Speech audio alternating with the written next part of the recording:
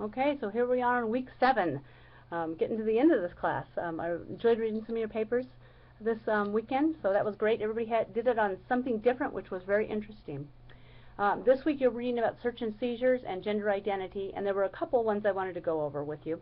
If a parent comes in and asks to see the discipline records on their child, you have to provide them. So that's why you want to be very careful in what you write in the discipline record.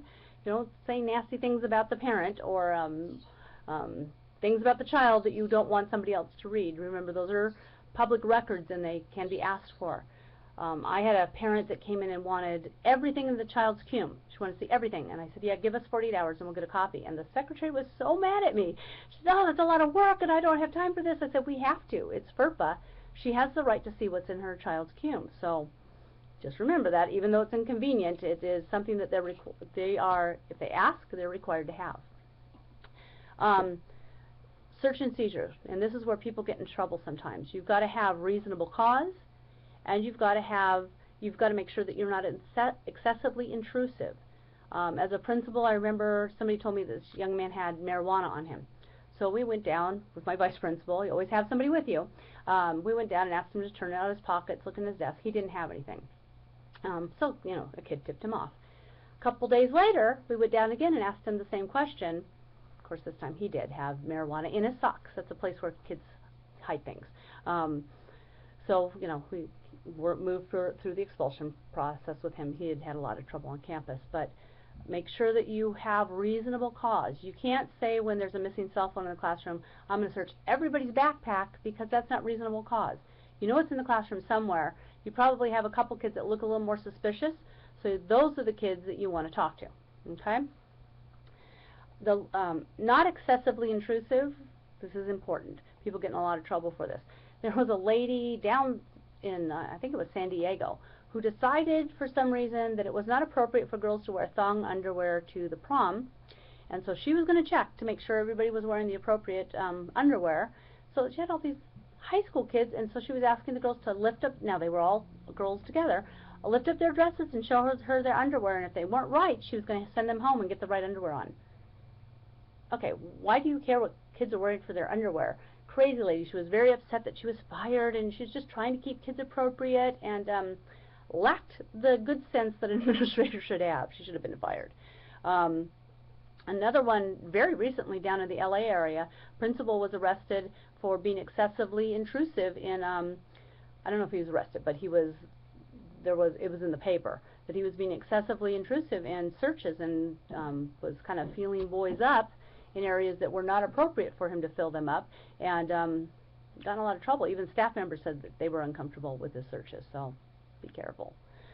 The standards for a school administrator are lower for us than they are for the police. So if you have a backpack that you need searched and you have the police there because you're afraid there might be an explosive or something like that, they're going to ask you to search it because you have reasonable cause, and the standards for proof are lower for you than it is for a police officer.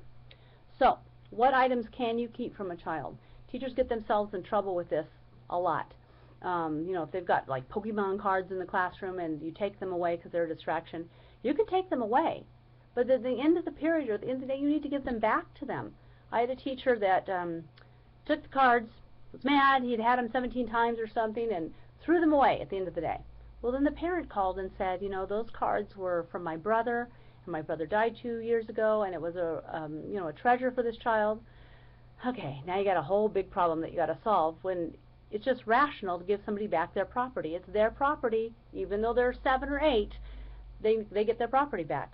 A cell phone, same thing. You can keep it if it's been a distraction during the day. I suggest you be careful with that, because sometimes you'll take a phone, put it in your desk, and then some other little child will come and steal it, and then you're responsible for that phone. You took it away, you've got to pay for it. Can get a little tricky there. If a kid at the end, if your policy at your school is to only return it to the adult, and the kid comes up at the end of the day and says, hey, I need my cell phone, I would give it to him, because you're going to get a mad parent that comes in and says, that's the way I communicate with my child, I didn't have a way to come to school right away, and I needed to know where he was, and you didn't give him his cell phone back. Just give him the cell phone back. Didn't tell the child, call the parent and say, this is the problem we're having with the cell phone, but give the child their property back. What about a knife? Well, that's a little different because it's a dangerous object. If the parent is there and the parent wants custody of it, you can give it back to them, but make sure you take pictures of it with a ruler by it so the police can see, if you're going to an expulsion, you can see how long it is, what kind of, if it's a locking blade. If it's a locking blade, pull it out and then take a picture with the ruler, but that's something you can give back to them. A gun is something I would not give back to the parent unless the police were present and said it was okay, because the police might want to take it and see if it's registered. Okay, the race and gender chapter I thought was, common sense on most of it. The thing that was not included in the chapter was Assembly Bill 1266, which is a very recent law that says a kid can identify what gender they are and then use facilities or activities that meet that gender. So if you've got a second grader that is identifying as a girl, he gets to use the girls' restroom, and that's going to be a little tricky with parents because other parents are going to be kind of upset about that. The only thing you can do is quote the law and say, as a public employee, I have to follow the law. This is what the law says, and we'll make sure things are as discreet as possible, but we have to follow the law. A little tricky on that one, especially if you have elementary school kids. It's parents get real crazy about it. Okay, so let's practice a scenario, because you're going to do scenarios next week, and you got to have some law to back yourself up. So I've got a scenario. I have a teacher in second grade who, very sweet lady, people really like her, but she wears a lot of religious buttons on her dress, like let go and let God, and Jesus is the reason for the season, all the time. She also has lots of religious little statues on her desk that have little quotes, Bible quotes on them, and has some posters behind her desk that are religious in nature. And so a parent has come in and said, I don't feel comfortable with this. I wish she wasn't promoting her religion all the time. She talks about what she does at her church. It bothers me. I don't want my second grader around that. So the administrator, you're going to have to go talk to her. You have to have some law behind it, just not like, I don't want you to do this. You got to explain it to her so she understands. So we know that the Supreme Court in 1963 said that school had to be neutral to religion, not against it. So you're not telling her she can't be a Christian and she can't wear a small cross. That would be fine. But you can't be promoting religion. So I would go to her classroom and we'd have a talk about that, of what that means. And then I'd tell her, you can wear a small cross, that would be absolutely fine, or, something that you want to wear, a dove or whatever on your neck. But the buttons probably are a little too much, and the religious statues on your desk probably have to go, and so do the posters.